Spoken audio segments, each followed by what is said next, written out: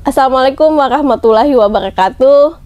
Salam sejahtera bagi kita semua. Tribuners, jumpa lagi bersama saya Yunike Carolina dalam program Bincang Tribun Kece Pemilu Kito Cerita Pemilu, kerjasama Tribun Bengkulu dengan Bawaslu Provinsi Bengkulu. Di bincang kita hari ini, kita akan mengangkat tema tentang peranan Nahdlatul Ulama selaku organisasi keagamaan Islam dalam mensukseskan pemilihan kepala daerah Pilkada serentak 2024 di Provinsi Bengkulu. Sudah hadir bersama saya Ketua Pengurus Wilayah Nahdlatul Ulama Provinsi Bengkulu, Profesor Dr. Khairuddin Wahid. Apa kabar, Pak? Alhamdulillah. Sehat, Pak ya. Assalamualaikum warahmatullahi wabarakatuh. Ya, waalaikumsalam.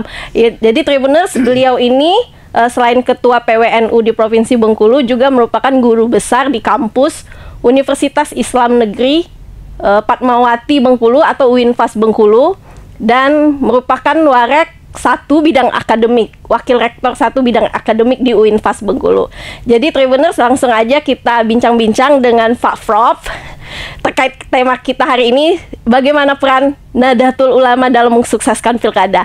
Bisa langsung saja Pak Prof disampaikan ke Tribuners.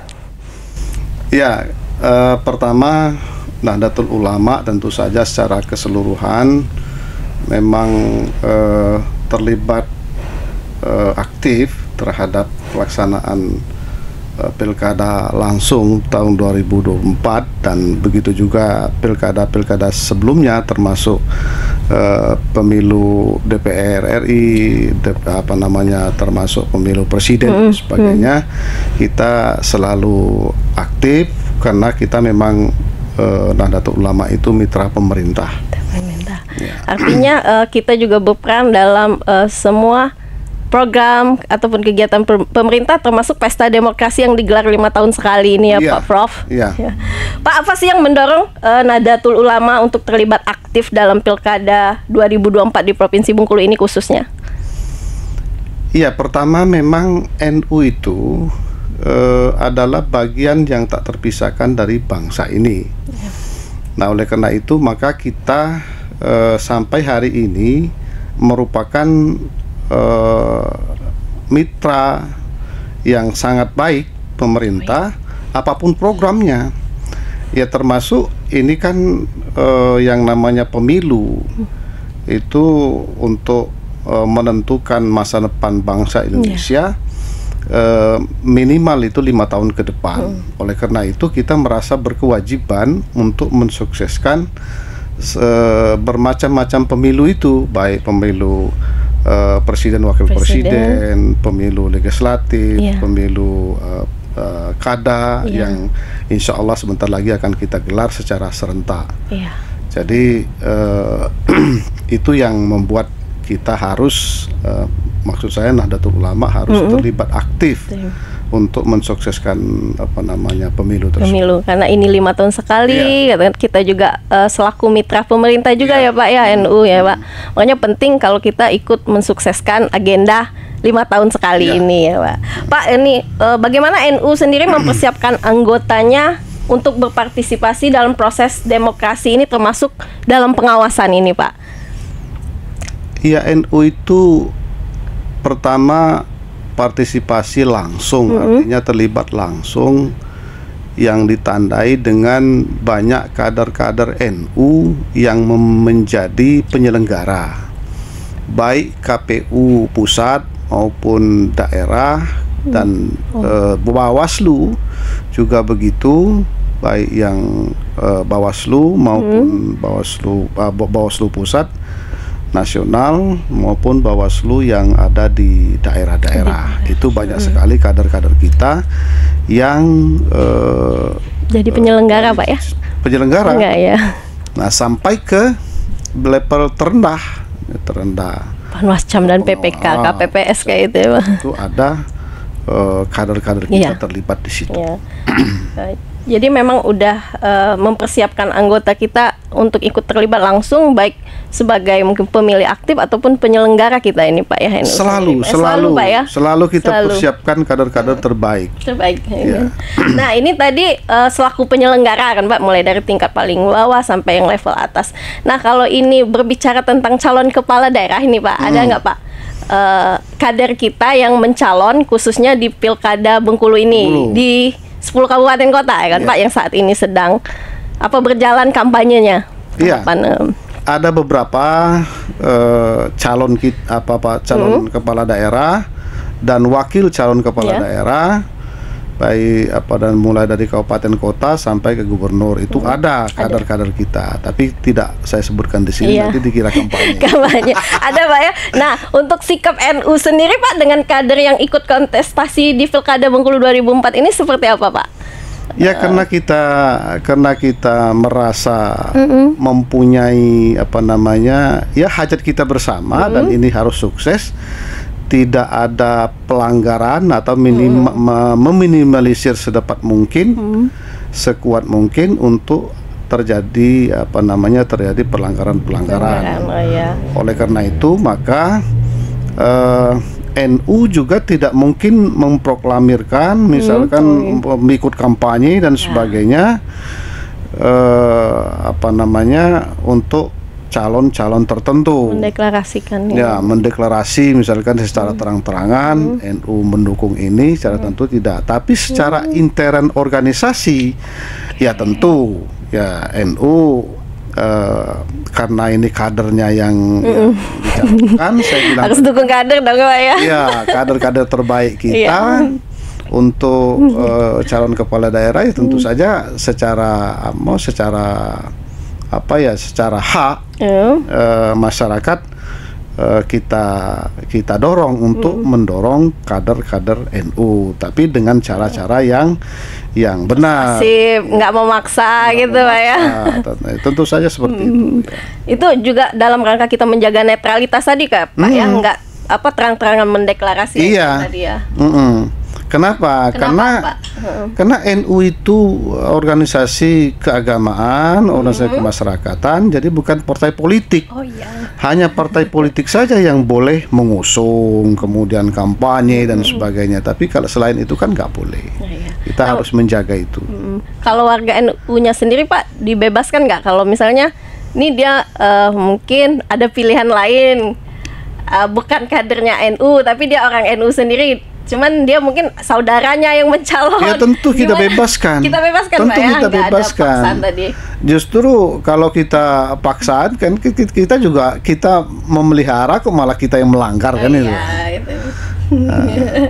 Artinya tetap hak kepada masyarakat warga NU sendiri itu tetap Pak ya, hak ini untuk memilih. Karena gini, alasan memilih calon dalam hal ini kepala daerah, baik wakil bupati, wali kota, wakil wali kota, dan gubernur, wali gubernur itu ada beberapa alasan. Yang pertama tentu saja alasan kekeluargaan.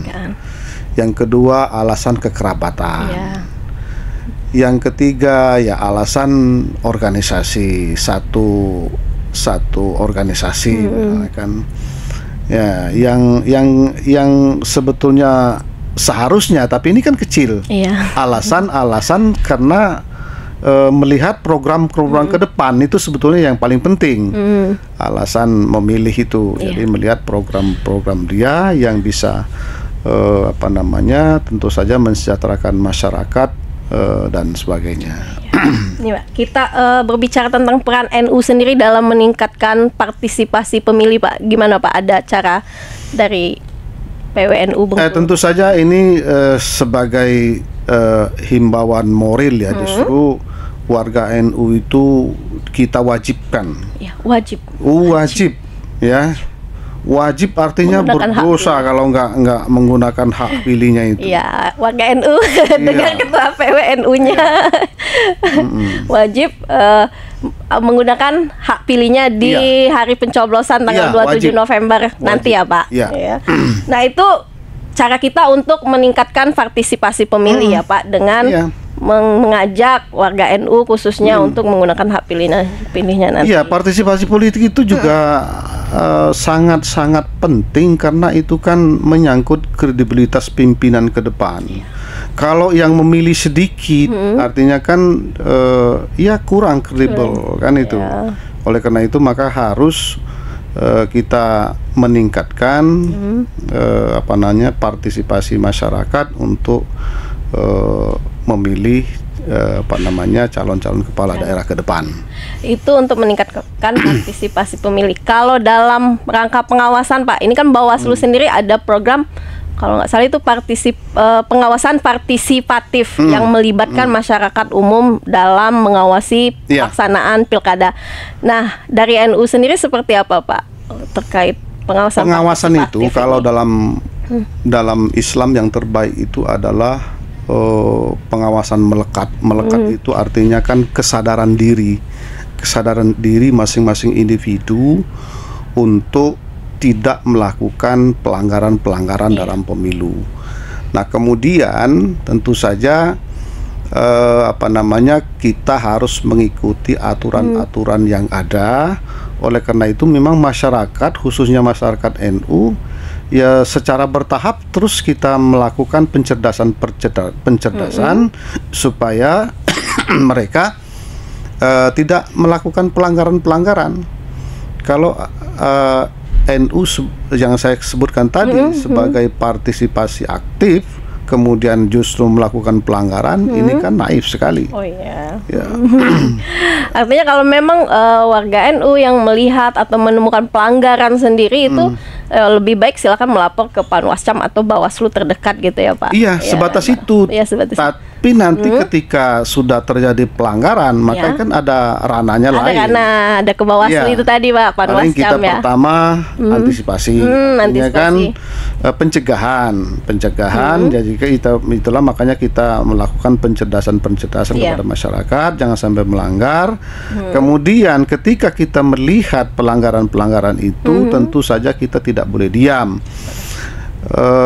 Di dalam Islam memang kita tidak boleh membiarkan suatu kejahatan, suatu kriminal dan sebagainya, suatu kejahatan dan sebagainya, itu tidak boleh. Kita harus berbuat.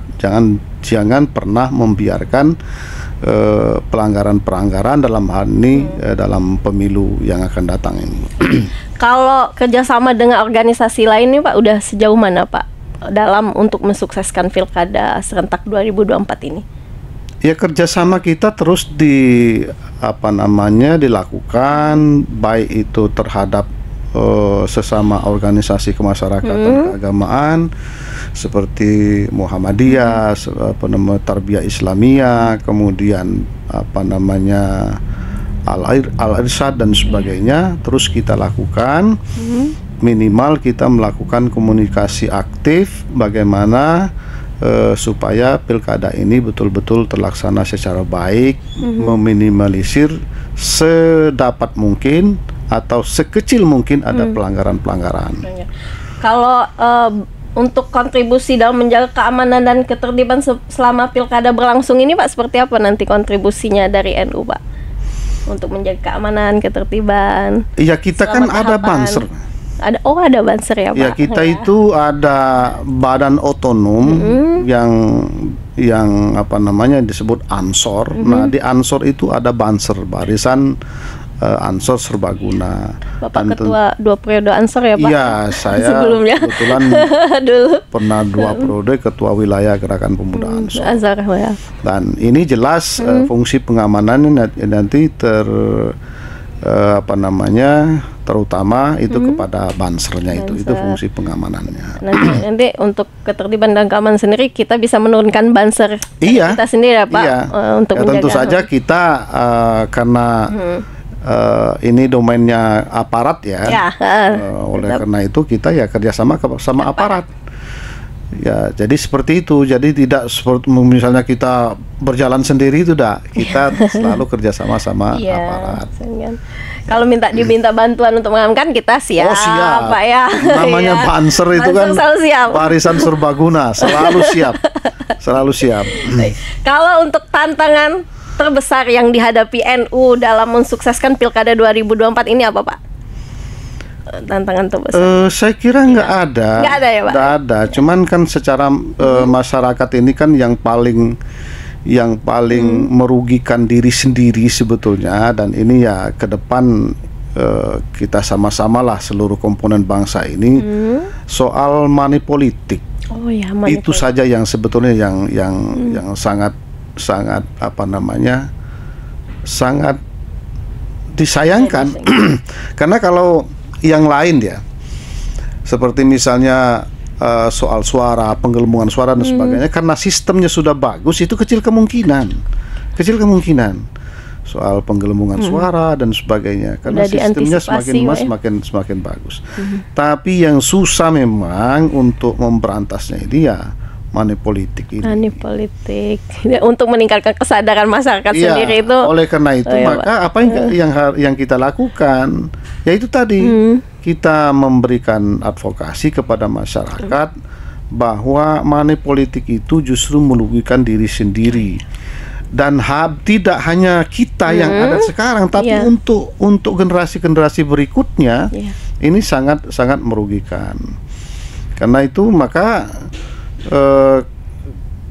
kalau misalnya seseorang kepala daerah kemudian dia menang, kemudian dilantik jadi kepala daerah hasil money politik, maka secara langsung atau tidak langsung dia berpikir, ya untuk apa lagi saya memikirkan masyarakat, kan itu kan. Saya suka balikin modal. Bayar.